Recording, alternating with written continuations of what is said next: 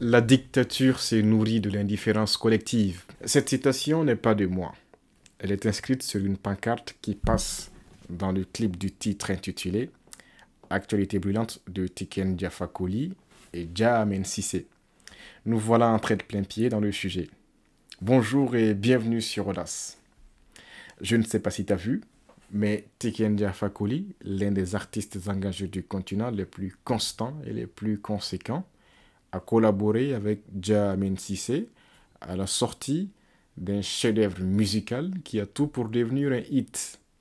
Un hit, c'est tout simplement un succès musical phénoménal. Mais comme bien souvent, ce chef-d'œuvre de Tiken Jah ne plaît pas à tout le monde.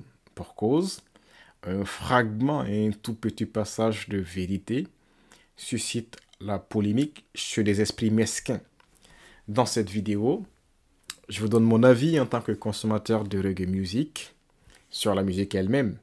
Je tenterai aussi de donner des explications qui tendent à mettre fin au mauvais buzz qui est imposé à ce grand artiste qui est Tiken Jah Fakoly. La première chose qui frappe les inconditionnels de Tiken Jah Fakoly quand vous écoutez ce titre pour la première fois, c'est à quel point le timbre de voix de Jah Amen Cissé ressemble à s'y méprendre à celui de Tiken Jah Fakoly. En fait, moi, quand j'ai commencé à écouter ce titre pour la première fois, je me disais au sujet de Jah Amen Cissé, mais c'est qui ce clown-là, entre guillemets? C'est qui ce figurant qui n'occupe aucun rôle réel dans le clip? Et c'est seulement quand Tiken est monté sur les beats que je me suis rendu compte que, en fait, je m'étais fait avoir. Ce qui fut bien sûr une surprise fort agréable.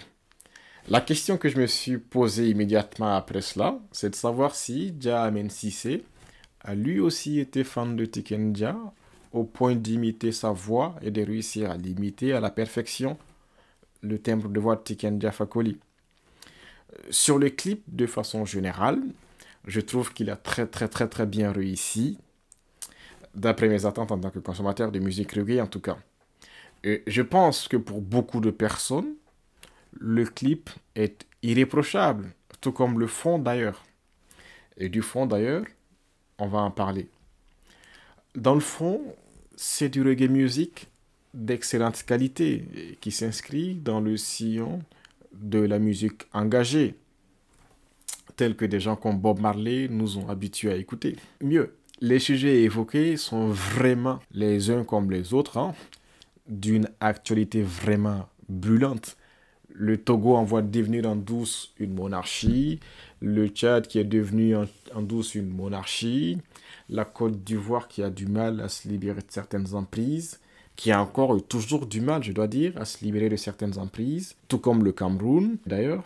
Et les parallèles entre les règnes de Houphouët-Boigny en Côte d'Ivoire et celui en cours de Paul Biya au Cameroun, le clin d'œil fait à l'AES, entendez par là, les alliances des États de l'Afrique, pardon, du Sahel, etc. Alors, sur ce point, le titre de morceau correspond et reflète parfaitement le contenu musical proposé. Là encore, ce n'est pas du tout surprenant de la part d'un artiste comme Tiken Jah Fakoly. Sans transition, voyons à présent l'aspect polémique ou la question polémique. Tiken Jah, je rappelle, est un artiste engagé. Tiken est un artiste courageux. Tiken Jah Fakoly est un artiste en somme qui est plein d'audace. Son courage, ou plutôt son audace, c'est ce qui l'a conduit à crier tout haut, ce que tout le monde pense tout haut. En fait, ce que tout le monde sait tout bas, puisque ce qu'il dit n'est ni plus ni moins que la vérité. En clair, il a osé exprimer une vérité qui apparemment ne fait pas la gloire de la force de communication diplomatique et politique, ce qu'il convient d'appeler l'AES. Ce n'est pas une critique, c'est une façon de parler. Cette vérité, quelle est-elle?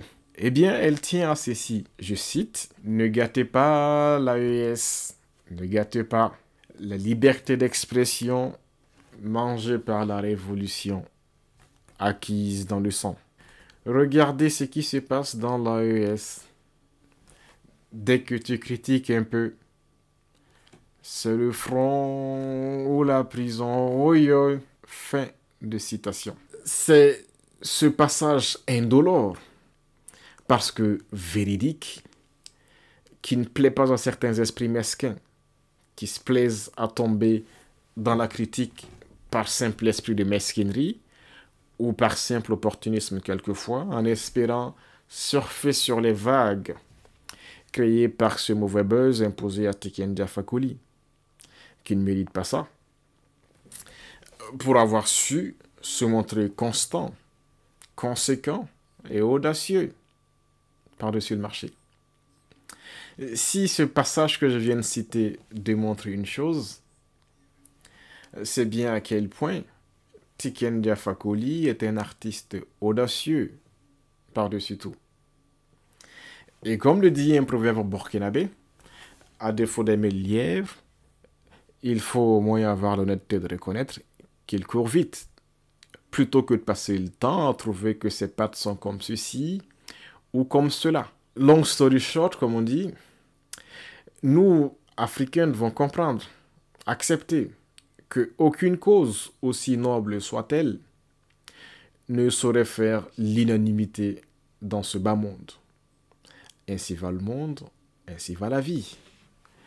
Il faut que nous apprenions à faire avec. Il ne sert à rien, mais vraiment à rien, de nous rappeler les faits de tel peuple qui relève de tel point, de telle époque, ou à quel point les peuples de telle époque ont su se montrer conformistes vis-à-vis de telle ou telle cause. Et contrairement à ce que certains veulent nous faire croire, chaque époque